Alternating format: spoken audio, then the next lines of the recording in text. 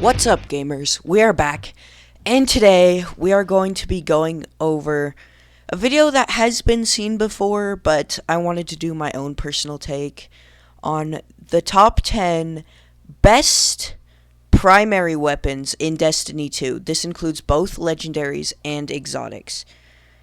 Now, let's start off with the IKELOS SMG. Now, I do not have the god roll for this one. I actually have quite a horrible roll.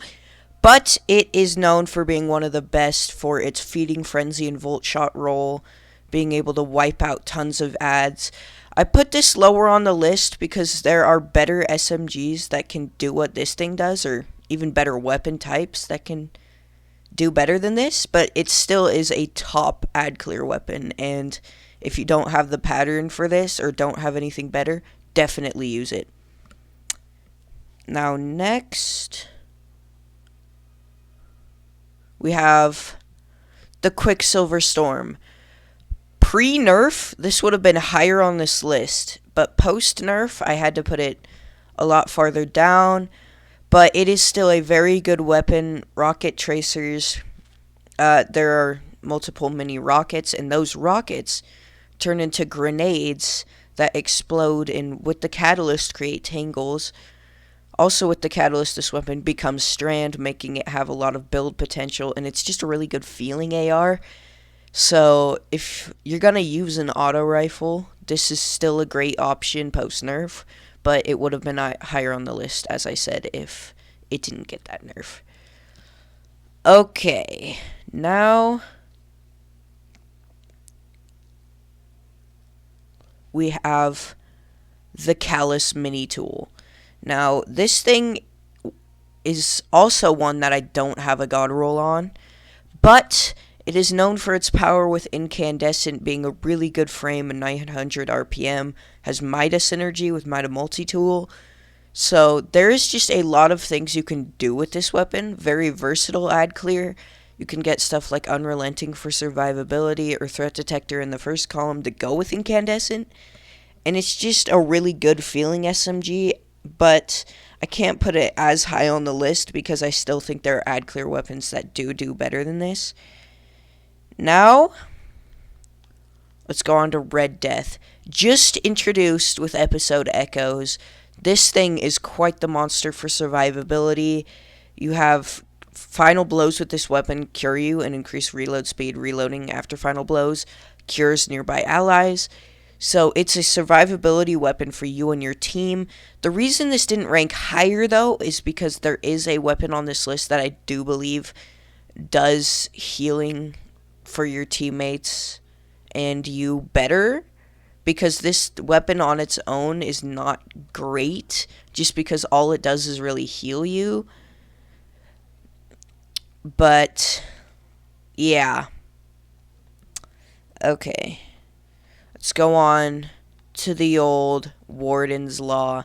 This thing now being enhanceable, it is a devastating weapon, and if you are going to be using a primary for boss damage, let's say you run out of ammo in a damage phase, swap to this thing, and Vorpal and 4th times the charm will do massive damage.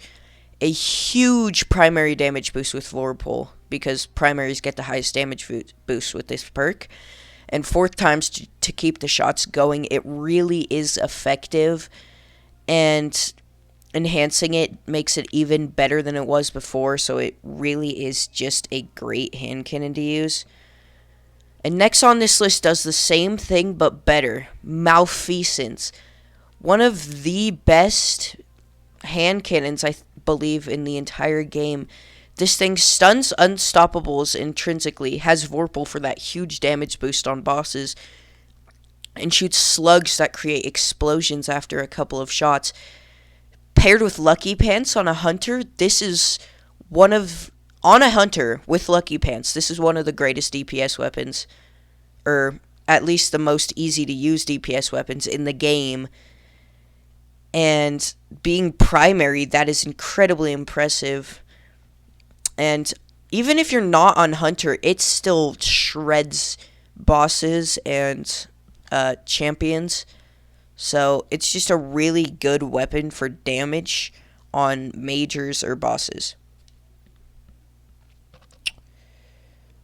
Next, we got Wish Ender, the only weapon on this list I do not own. You guys might think that's kind of pathetic, but I just haven't got around to doing it. So, yeah. But this is a incredibly powerful bow. It has piercing.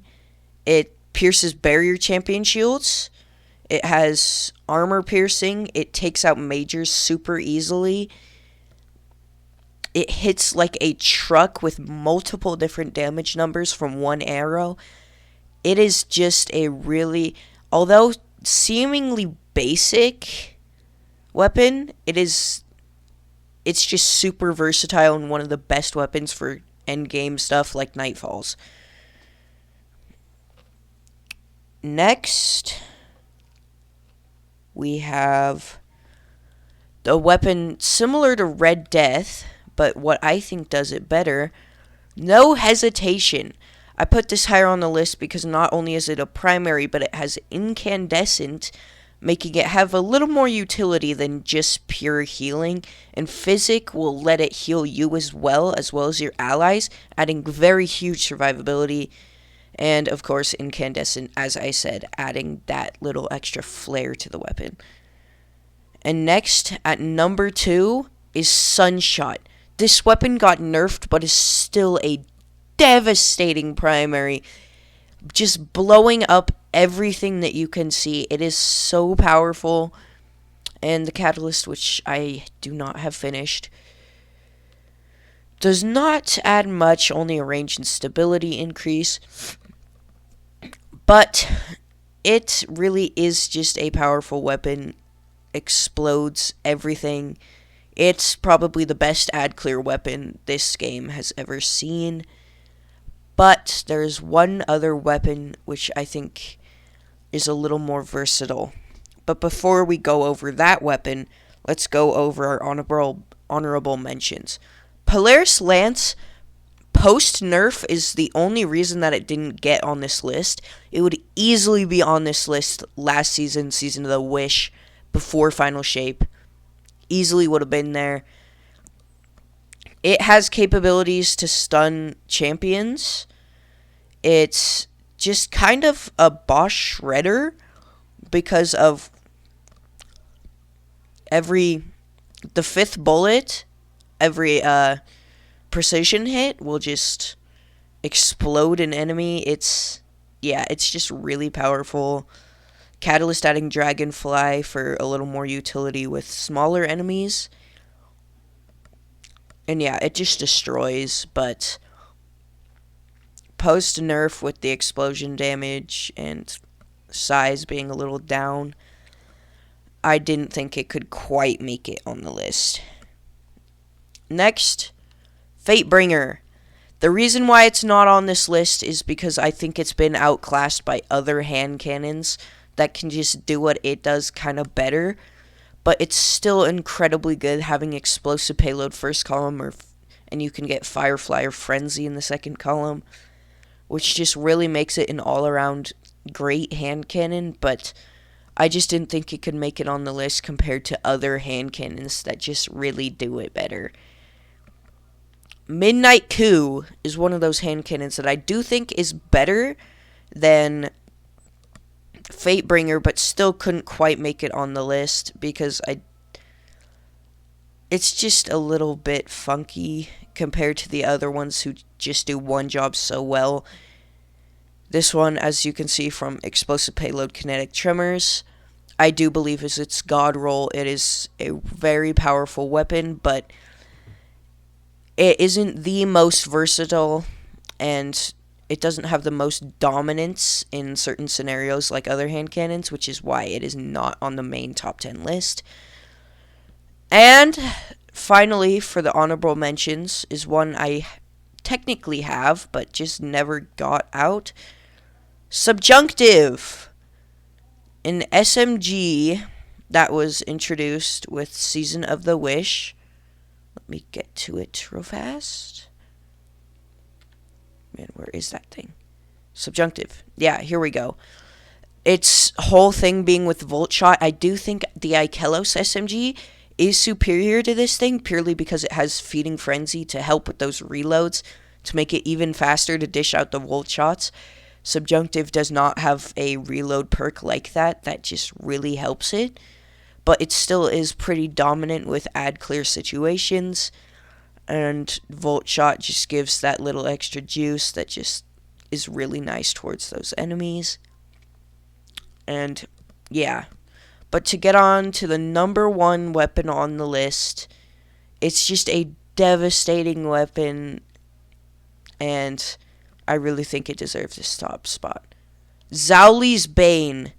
Not only has an adept variant, can get double perks as you can see here, but gets explosive payload and firefly in the first column with something like incandescent in the second column. It is totally destructive. Utilizing adept mods is just the most powerful weapon. It is enhanceable. As I said, can get double perks, has an adept variant. You don't get anything better than that. This is the perfect endgame weapon, and if you don't have your hands on this role, or at least a decent role, you are really missing out, and go grind some King's Fall. I know it's a hard raid, but you just need to try because it is one of the best weapons in the game. It is just devastating. So, that will probably be all for my list. This is just my personal list. There are some people who might think other guns should have been included, but this is just what I think are the best for primaries. So, yeah, that'll be it, and I'll see you guys later. Bye.